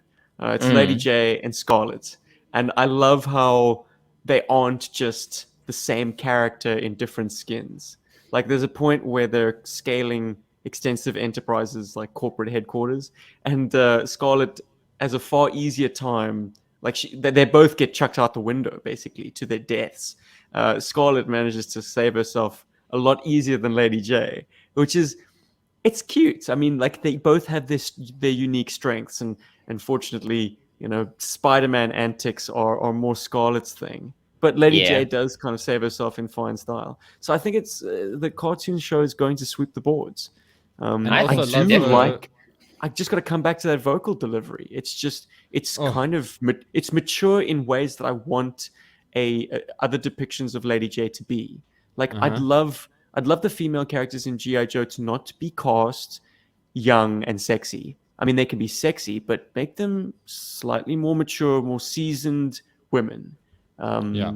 The tendency in Hollywood is always to have eye candy of the younger, like the early young, 20s hot, kind and of happening. variety. Yeah. I'm thinking early to mid 30s is very acceptable as your leading lady, and I wish GI Joe had the kind of the credibility to cast that way, you know, to cast Oh, it'd be fantastic. to I cast hope they do smart that as for the opposed to TV show. cast. Yeah, well, here's to hoping, but to cast smart instead of casting sexy, because you can have it both ways. But yeah, I don't know, like, can we say that Adrian Palicki, in spite of being a honey, and there are a few not safe for work pictures of her lurking around, if that's your thing, she was not right. She's probably the worst depiction of Lady J. She's more Scarlet than Lady J in my opinion, or more cover girl actually. Meh. Gaz, Gaz just kind of brought up a picture. I already agree with Gaz commented here. He's like, "Do you like the Sunbow look over the actual figure?" Gaz, I'm going to speak for me here. Yes, I prefer the Sunbow look over the actual figure. That's why I love the modern era version that they did for the 25th anniversary sort of 7-pack. There's a Lady J in there that doesn't have the hat. And I love the face sculpt on that, and that is like my personal number one Lady J figure, even over the vintage. Can you believe it? But I still love my vintage Lady J. I love my vintage Lady J very much too. She's absolutely amazing. She's fantastic. But yeah, I think they're both good looks for the character, I think. I'm going to be the dissenting opinion and say, nope, it's the classic action figure appearance over the cartoon appearance for me. For Incredible. a simple but very important factor. Lady J is a tall action figure. She is taller than her paramour, Flint. So any depiction where Lady J is not taller than Flint does not ring true to me. I like the idea of the fact that Flint, in spite of being such a bolshy, like, ladies' man, has not got a problem with dating a woman who looks down on him. Yeah, and is equally as tough. Yeah, exactly. So I think Palicki's actually taller than DJ Catrona. I might be way off, but like DJ gives me the vibe of someone who's short, but like I say, I might be way off. The problem with Hollywood is like they skew your perceptions so badly. Anyways, if they got that right, then points in favor of Retaliation, I guess. Shall we continue, gentlemen? Yes, Heck let's yeah. do so. Onto a second-tier Cobra character, which this is kind of controversial. I don't know if he is second-tier, but it's Zartan. What? He's the evil master of disguise. Zartan changes color right before your eyes. Zartan. Zartan. Had to. Me too. Okay, so like Steve, I think this one you should come up first to bat. I can already tell you which Well- version he likes. Okay. Points It's for going to guessing. be the Action Force. The Action Force version is the most true to him because he's a mystery, and he's a crazy person. You don't know anything Like a about him. werewolf. He's a werewolf. Okay, I Those rest my eyes. case. Except, can you recall which arc of the Battle Action Force comic? It was called Operation specifics. Snakebite. Darn it. I think it was the first. That was on the appearance tip of my Zartan. tongue. But yeah, it's certainly that presentation of him is, in my opinion, and it might be my opinion alone, the very best interpretation of the character. I mean, he's got such a rich backstory, and it's exceptionally well written, and it forms a vital part of the whole Harmerverse. but I feel like I almost want to forget all that. Like there's a purity that you lose by having everyone, be 6 degrees of separation from Snake Eyes, and Zartan's in that camp. It's too much soap opera writing for my liking. Okay. Yeah, keep him mysterious and murderous and like a vicious swamp creature. Anyways, on to the next gent. I'll take it from here. Okay, so here's a character that has impressed me in pretty much every incarnation of his of media that he's appeared in, and he's appeared in a lot. I mean, pretty much every single cartoon for GI Joe has featured Zartan in some form or another, except for Extreme, and obviously the other one with the World War II vibe. Anyway, let's not go there. Action Force. Wow. What an impressive Zartan. I remember, Steve, when you showed it to me the first time, it completely changed my whole view on Zartan. I was like, oh my God, this is incredible. This is, even the way it's drawn, everything in that Action Force issue was just fantastic for Zartan. And I really, really, really, really love it. But the incarnation that just wins it just a little bit, and it's funny that you mentioned Hammer. I have a deep fondness for that run. I believe it's like issue 70. It's about 10 issues from issue 70 to about issue 81, 83, around there. It could be off a little bit. But it's basically Zartan trying to find some form of, what's the word I'm looking for? He's redemption. He's sort of coming to terms with what he has done, who he is, all that stuff. I really, really love I'm that. thinking it's more in the 90s. It Like could be- 85 was SFX, which is the second silent issue. Or was it the Right. third? Anyways, it's the one where Zartan is trying to kill Storm Shadow. Yeah. So by the time you get into the 90s, it's 90 or 91. Yeah, when he assumes the Blind Master's identity. Yeah. Okay. So like, I really loved that. It stuck with me. I thought it was some of the coolest writing that I had encountered in the comic book. I just really loved the arc. I loved this character, Zartan, being as tortured as he was. And although not, and arguably, we can all argue about when the best appearance of Zartan in the comics is, that's just what makes him stand out for me. I mean, there's other great moments when he takes out Serpentor. Zartan in the Marvel run is fantastic. I absolutely love that version of Zartan. And it's literally just a hair above the Action Force interpretation of Zartan, which in itself is just a hair above the Sunbow interpretation. I love those, but my absolute favorite is his comic appearance. So good. So cool. And I suppose there are still some mysteries to Zartan. While we know his dealings with the Arashikage and his involvement there, we still have no idea like where he got his military training, because it's been said before, he's not just a biker thug. Like, he's perhaps one of the most competent field commanders like Cobra's ever had. Like, he's led troops in the field, he's led tank divisions in the Cobra Island Civil War, and he was a great success. Kind of rose out of all the higher ups and kind of became the top dog, and G.I. Joe a Snake potent Eyes. like act of God. Yeah, like if you want someone taken out, Cobra Snake call Eyes. Zartan. Yeah. No, that's the thing. He's such a great character, and he's just so well handled across different media. I mean, even in Renegades, love it or hate it, that version of Zartan is actually pretty cool. Like, he's just so creepy. And the toy was actually Renegades. Like, and that version of the toy is actually really interesting. It's got the light piping and everything. It's just a pity it doesn't have the articulation that it deserves. The Renegades version, I mean, the Resolute version is also awesome. And in my opinion, sports one of the best looks for his toy. Probably my second favorite next to the original. Kind Such of a teched cool- out, eh? Yeah, teched out, and also just psychotic. I mean, like, at that point in that, he's just lost his mind, and it's just such a great like take on him. Sure, it is a bit one note though. He's like It is. just like baddie. There's no other dimension to him. But in its defense, like, if you had to deal with the entire GI Joe mythology in like 5-minute bites, you can't really pay respects to everyone. and No, their true. complexities. Yeah. And Rob, where do you feel Zartan shone brightest for you? I want to say the movies because I absolutely love Arnold Vosloo. He's so Even great. though boy.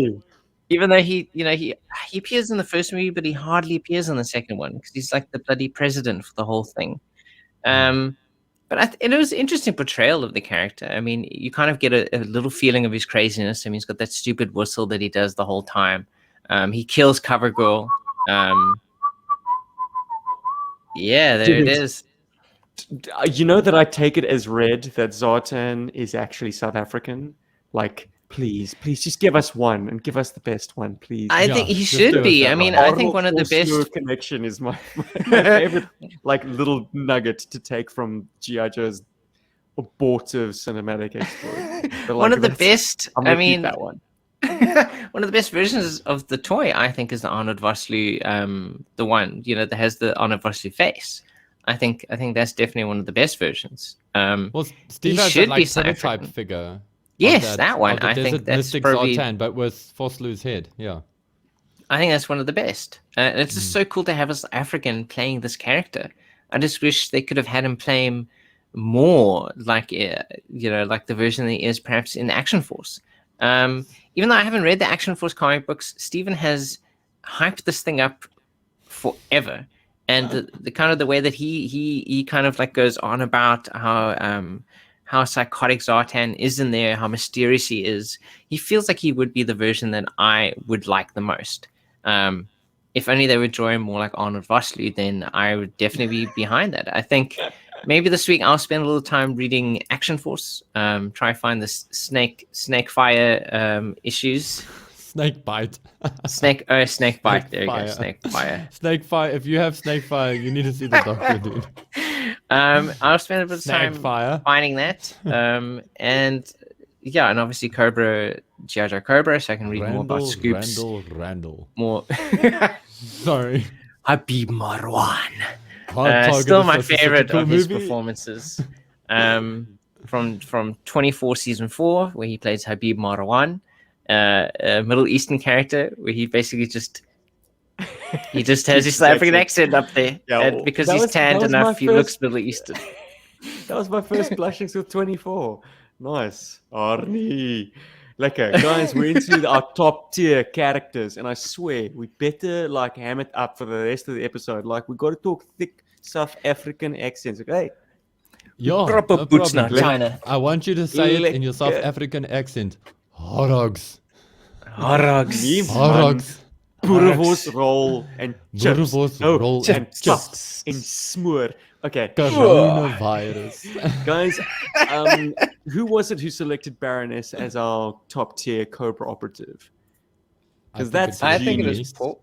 Yeah, it makes sense, doesn't it? Yeah, bravo, Paul. Baroness, Hey. you can't do a GI Joe or Cobra story without it having their premiere bad bitch. So here we go. What is your favorite incarnation of this leather-clad, or sometimes not clad in leather, femme fatale? And guys, I'm going to yeah. ask if I can go first for this one, but you carry on. Sorry. You're welcome to ask.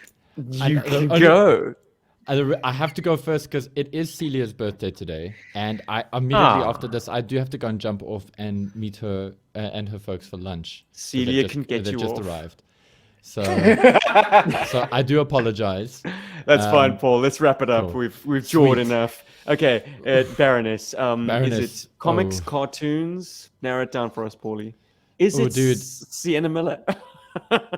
You know, I love that version of her. No, it's gotta be the worst, and I'll tell you why. I'm gonna feed you your opinion.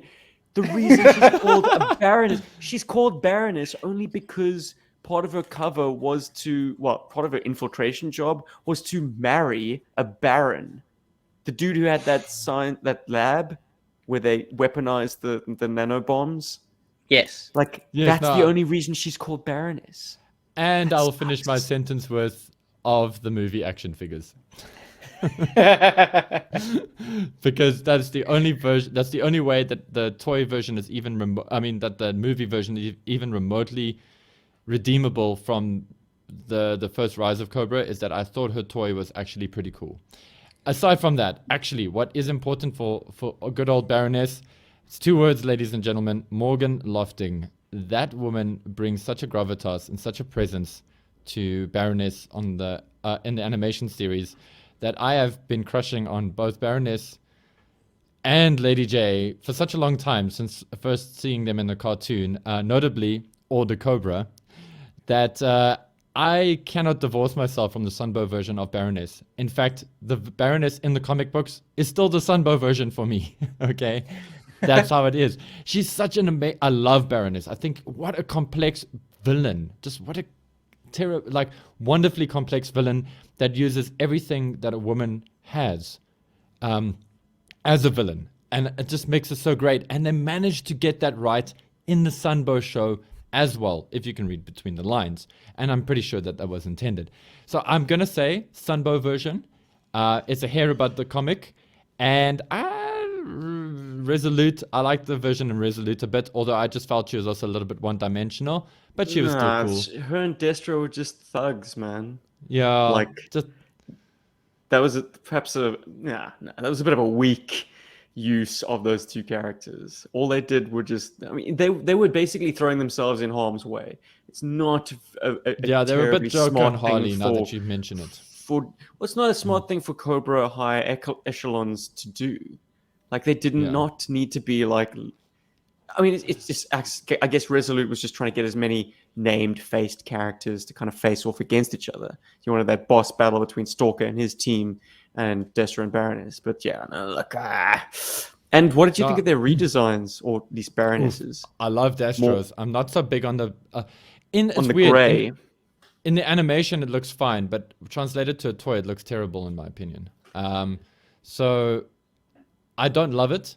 I just appreciate that they tried to do something different. Paul, you said something about reading between the lines. Do you think in the cartoon series, Baroness was Sex and Destro and Cobra Commander? I get a bit of that feeling, yeah. I definitely get that. I do get that she's playing that up. And I also get the impression that, also that they play on Destro being a bit of a philanderer as well. And that wouldn't piss her off if she wasn't already in some form of a deep relationship with Destro. And then Destro also seems to get a bit funny when the Baroness shows attention to anybody else, namely Flint, which is also quite interesting. Yeah.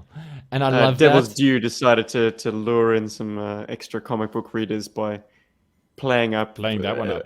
A potential Flint and Baroness romance, but actually it was just her kissing Flint to piss off Lady J. It just happened at the end of an issue. Like, that's big time and anticlimactic right there. Like, that's some serious blue ball shit, buddy. Yeah, and she will do that shit, man. That's the thing that's cool about her. She knows how to use her weapons, all of her weapons, and I dig that. You know, she knows how to weaponize herself, and I've got a lot of respect for that character. But like I said, a lot of it comes from... Why? Because she uses her sex as a weapon. No, that's something you have respect for the character. I have a respect for the fact that she knows that she can be charming, that she can be devilish, that she can be seductive, and that she's also really dangerous with a machine gun, and also has a long history of terrorism and, what I want to say saboteuring, because I can't think of a better way to think of that word right now. I just love that. She just knows how to use... sabotage. Yeah, there we go.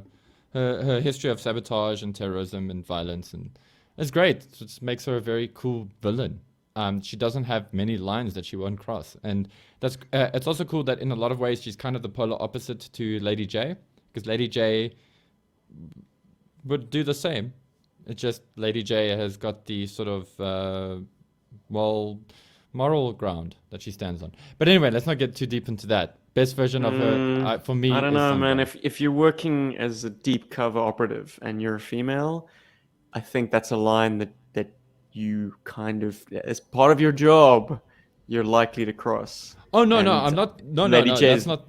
Crossed it. No. I just don't think Lady J is as vicious as Baroness is. I'm talking about I think the Baroness, to maintain cover, would happily kill people, no problem, that kind of thing. She'd happily blow up an orphanage, that kind of thing. Lady J would not blow up an orphanage deep in cover, but she would definitely use her feminine wiles. Because that's tradecraft. That's what you do. And Rob, your best interpretation of Baroness is from Snake Eyes GoldenEye. Origin, of course. 007. Or Saying on the 007. top. Famke She is a Janssen. fantastic version, actually, of Baroness, if you think about it. Mhm. I think they definitely borrowed a lot from her character. It's interesting that you say kind of like she is definitely a top tier character, because even when you don't show any other Cobra characters, you show Baroness, and that's what they did in Snake Eyes. A GI Joe origin movie, Snake Eyes. She's the only Cobra character in that whole movie, but she's kind of like the stand-in for the whole of Cobra, and I thought that was really cool. And they kind of say that she's like murderous and she can do anything, and she will do anything to kind of like get her objectives finished and done, which kind of feels like it's in line with other versions of her. But I think definitely her comic book version, because I mean they give her a lot of stuff to do in the comic books. It's often her kind of like pushing pushing where things go, especially with Fred 7. She realizes that this isn't Cobra Commander, but once she realizes, she doesn't take him out of play. She kind of leaves him in play, and it's like kind of like the power behind the power, and kind of like pushes forward with that, and all of the other crazy things she does in the comic books. She does a lot of stuff, and I think the comic book version is the best version. I mean, she has such a history, and so much stuff happens to her, and she does a lot of stuff.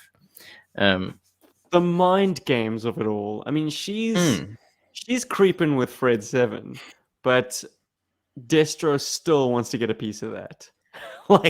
He invades Cobra Island to take her back. Like that speaks to how good, the juice is definitely worth the squeeze, my friends. Oh my goodness. I think because of your reasons, I'm gonna offer a contrasting opinion, Rob, that for all the info and insight we get into Baroness in the comic book is almost too much. Once again, it's a case of like 6 degrees of separation from Snake Eyes. Her older brother was killed in Vietnam. Snake Eyes got pegged for it. And that's why she has this kind of feud with Snake and anyone attached to him. So she guns down Scarlet. Like, it's very soap opera-ish writing, and it kind of dilutes the purity of Baroness's ruthlessness. There are times when she's played for laughs even, and that's okay, man. A comic book has a long lifespan, and it can't always be best hits. But getting back to Battle Action Force, there is a plot arc called The Baroness, which serves to introduce her as, her early career. And hats off to the Action Force writers for dealing with characters in turn like that, because this was happening back in 1984 or 5, so early doors, and they decided, like, let's give this character her spotlight. It was 1985, if I'm remembering correctly. Anyways, they dealt with her early induction into Cobra, that she was radicalized. She met up with other kind of European youths, and they were blowing up oil refineries and just causing the winds of change to blow throughout Eastern and probably Western Europe as well. Her name back then was Anna von Stromberg, which is a name that I prefer to use, because when all's said and done, the name that has been canonically adopted as Baroness, if you go back into the history of that name, Anna de Cobra, it actually was a joke. And I think the name has stuck and the joke has actually been forgotten. Because we spoke about this in episodes past, like, it's Major Blood checking her into the Bern Reconstructive Institute in Switzerland, and he's he scrambling for an alias because she can't speak for herself. And the guy's asking, so what is the name of the patient? Anna de Cobra. So, and that is now Anastasia de Cobra is taken as read that it is her name, and I'm like, okay, it's a joke. It's the joke. Lost in the midst of time. But anyways, Anna von Stromberg for me. Hats off once again to the folks at Battle Action Force. I can't recommend it highly enough. Like, check out Blood for the Baron, guys. It's all there for free. And guess what? We might even read some issues that were colorized by Mr. Bart Simon himself. Hey, Hey. Bart. All right. Our final best appearance candidate. It's First Sergeant Codename Duke. Oh my goodness. Who could Is have it seen this comic? Is coming? it Sunbow? Discuss. Is it Channing Tatum? It's definitely not Channing Tatum. he, he's just, I don't know. He feels like he's playing himself in that movie, or kind of sort of generic superhero soldier man in that movie. So He yeah, absolutely did not want to make that movie. I mean, behind the scenes, like he was contracted to Paramount for X number of pictures, and so they made him do GI Joe. It It's was like you gotta do this. We don't have anything else for you. Sorry, you're screwed. I'm trying to like think offhand, like of really like compelling like storylines in the comic books, and I really can't really. I think he's kind of just around. And then Devil's Due kind of makes him more into like a spy, and that doesn't feel really right. I think I'd probably say the cartoon. The cartoon kind of captures his patriotism. Like he is a super soldier in a way. And it's his he sounds patriotism. the immortal battle cry. I Yes. mean, Michael Bell's voice is what I hear when I hear Duke. Yeah, same. I So, think they got him right in the cartoon. I think you said oh, it at the front of the show. That Larry himself kind of struggled with Duke and trying to like characterize him. And he couldn't do anything with him, or he didn't feel like he could do anything with him.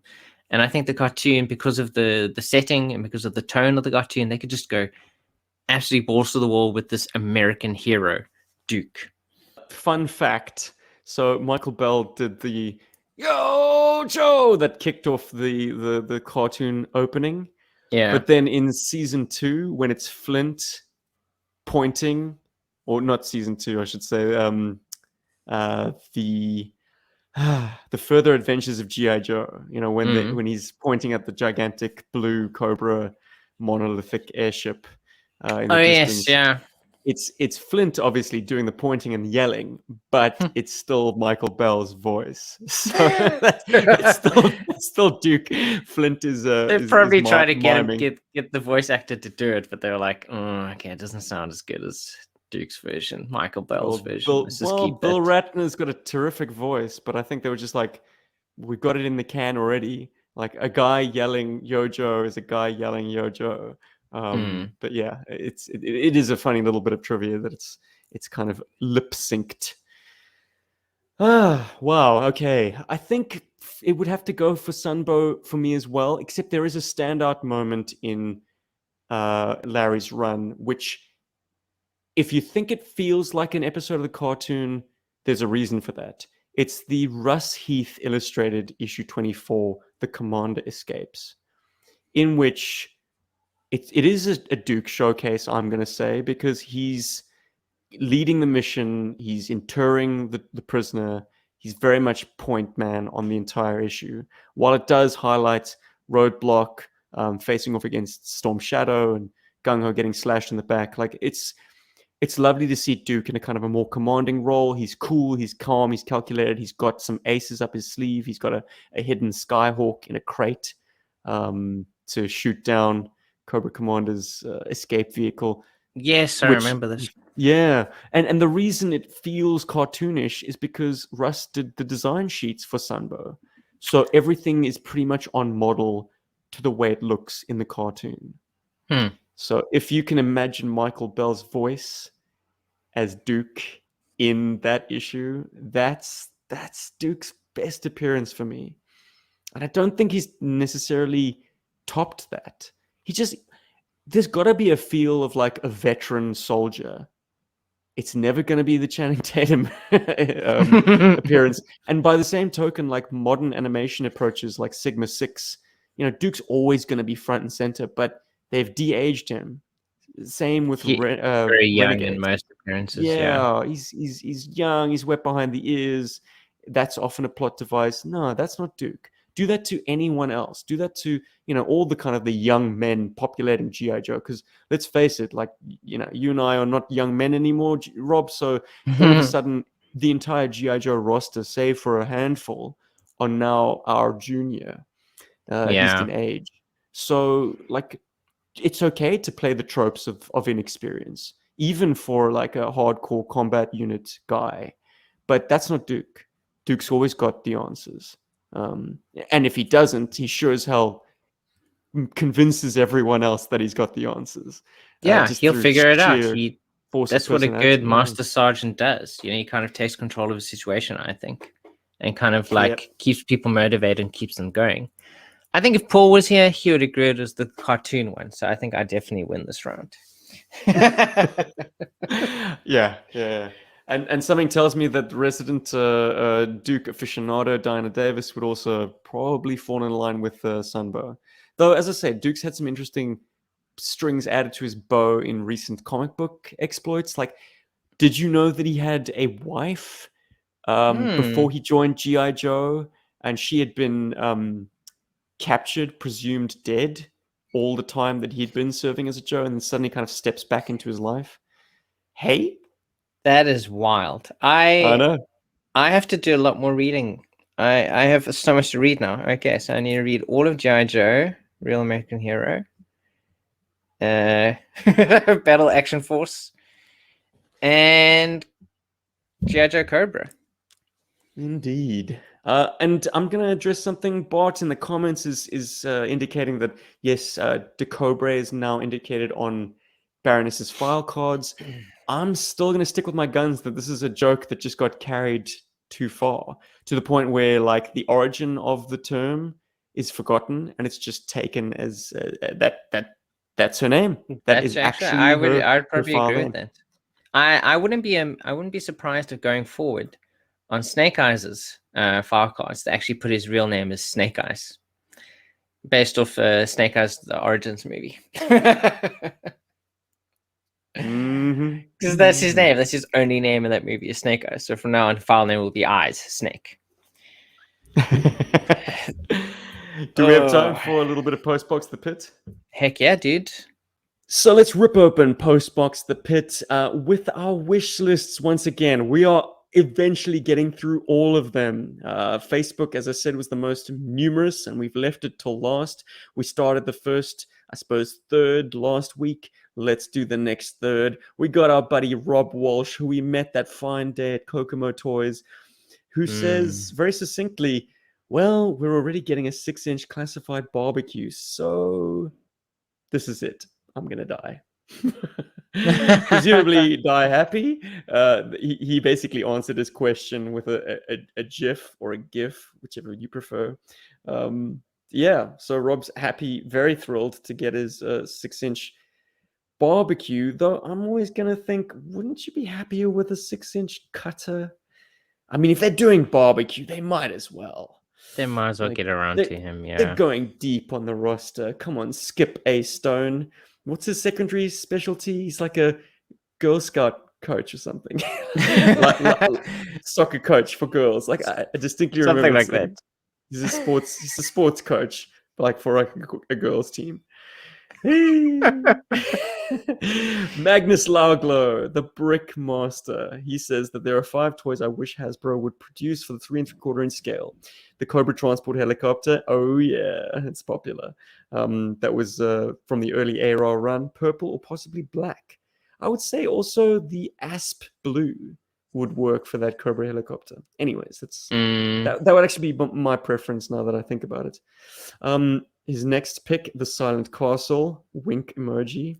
Then re-release the Mauler MBT as a completely remote control tank, rotating turret, elevating gun, each track independently powered, etc. Add in some sound effects for good measure. Well, obviously fans have come to the party big time. Mauler Joe and oh shit, I'm blanking on the name. It's actually the top of my list on my suggested videos. It's Action Robot Punch. And the video's title is GI Joe Remote Control Mauler Tank DIY How To. Can't get more perfect than that. All right. Getting back to Magnus's list, a large assortment of battlefield positions that could be used to create a big base or several small ones, ideal for outdoor play, dioramas, or just a little world building. How cool is that? That sounds And awesome. I'd love to get that. definitely something a Lego fan would come up with. I mean, that's something that GI Joe once had a glimpse of with the sort of the battle stations like Checkpoint Alpha, a machine gun nest, all that stuff, the bivouac. But yeah, getting some of that back, just the world building would be so rad. And affordable too, like a small set. Those are sometimes the best things. Like everyone says the flag, but for me, the highlight of 1985 was like Checkpoint Alpha. Totally not the Mauler. No, I'm kidding. Okay, a pack or box set of Joes in outfits that featured in the original A-Rock comic, but then never got 3 3/4 inch treatment. Gung Ho in his jungle greens, Dusty in his green and tan camo, Hit and Run in his winter gear, Quick Kick in the all black with a knit cap, etc. That could be something cool. I always. like it when they do like variations on a character's outfit or like a version you haven't seen yet. I think it definitely adds to your enjoyment of the comics because you're like, I have that version from the comic books now. Totally. Though there are some lazy boy customs that are easy to make. Like for instance, I'm dying to try General Flag's black bomber jacket with Flint to make a winter jacketed Flint. You know, if you want to put Flint in a winter setting, you don't have to like repurpose a snow job. Well, you couldn't. It's a different articulation style. But yeah, I just that winter bomber jacket of General Flag's from '92 is that perfect. would suit him quite well. Yeah. Michael Horsley, the photo viper. He has his list. A classic always at number 5, the flag. And then at number 4, the Terradrome. Number 3, Mega Viper. Rob? Interesting. What? We both painted ours up like there was no tomorrow. Like we covered up that like, yellow and pink was not correct. This was not the right choice. Well, but Mike wants a Mega Viper. Are they tough to find on the secondary market? Maybe I can't imagine so. They do stick out like a sore thumb. well, I don't know. I'm so out of touch because, as I say, we've always had ours.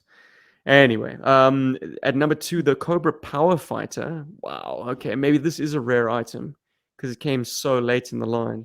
It's just like powered armor, but like it puts really the operator. Deep here, yeah. It puts the operator like sort of dead center and exposed. So maybe Mike has some custom ideas in mind. And then number 1, Night Force Crazy Legs. Which reminds me of a lovely story that a friend got me that for Christmas one year. Do you remember who that friend was? Night Force Crazy Legs. I'm blanking.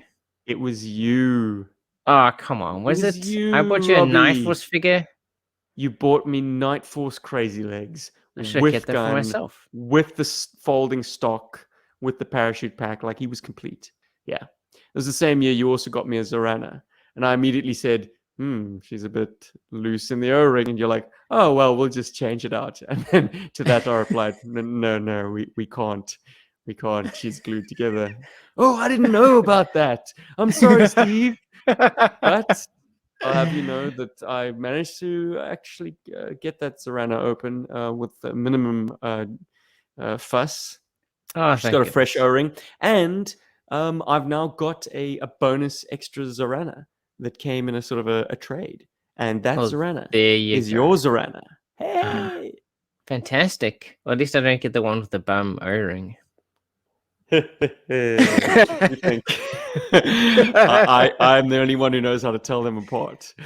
Anywho, Robbie, no. I think we'll leave it there for episode 214. Not bad. We seldom get a dropout from old Paulie. He surreptitiously just ushered himself. He just left us. But I mean, obviously, this got him off. Very important to him. You know, Celia got him off there. Happy birthday, Celia! If you hear that right after what I just said, yeah, I hope you have a good birthday. she gets to open the present. Hey. All right, all right, all right. Yo, Joburg, everybody! Thanks for joining us, everybody in the live studio audience. If you're itching to join us in that particular fashion, we record once a week. But the way to join that group would be to become Patreons at any tier.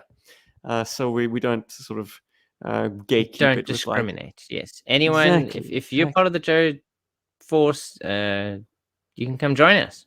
You can listen to us talking shit for like 3 hours, and then Steven edits it down to 2 hours. It's amazing. It is absolutely incredible. Yeah. So join us on Patreon. We've had no bad reviews so far from everyone who likes us.